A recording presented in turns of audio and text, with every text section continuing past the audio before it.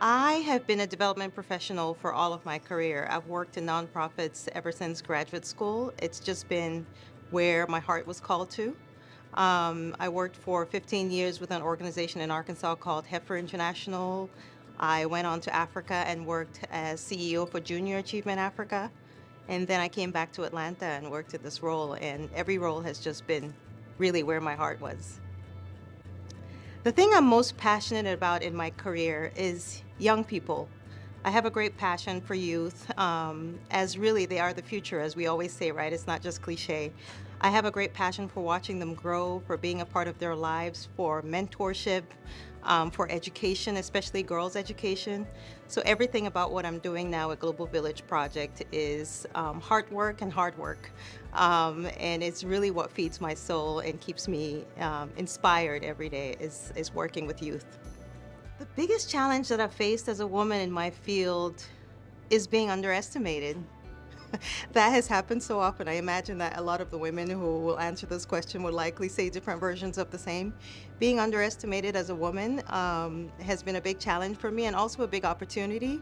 And I get a great deal of pleasure from it actually, because the opportunity to prove people wrong is something that I take a lot of joy in. So being underestimated, proving myself, first of all, proving to myself that I can do the things that are not expected of me, and then proving to others. And I like that because there's so many girls who are coming behind us who are looking for inspiration, who are looking for the path to be made for them to walk in. And that's where we come in. We get to make the path for others in the way that others have made the path for us. And that was for me a challenge and a great source of fulfillment. I feel personally successful. It's tied to my passion. It's tied to my passion around mentorship. My greatest successes, I would say, are my mentees. I have mentees all over the world. I have one in South Africa, New York, Saudi Arabia. I've got them everywhere. And seeing them grow, seeing them succeed, seeing them figure out their place in the world, navigate new workspaces, education, whatever it is that they're doing, from the time that I meet them to the time, to now, and where I'm still in touch with most of them, it is, for me, one of the greatest benchmarks of success. It's just seeing my mentees be successful themselves. I'm very proud of that.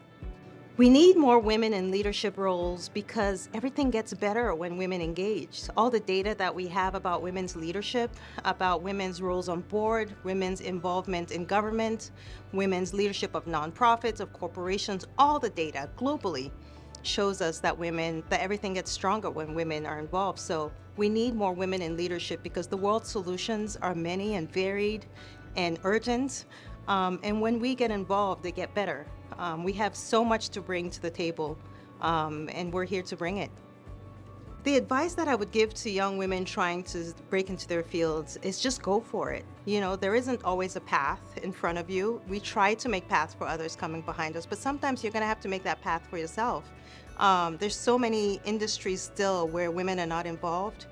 We still hear in the news in 2022 that the women are doing first in several things. I mean, we've been here since the beginning of the world. This is not the start of mankind. So I'd say to any young woman, any young girl breaking into a path, just go for it. There are going to be obstacles, sure, but you can overcome them. And everything that you do in your life prepares you for the next.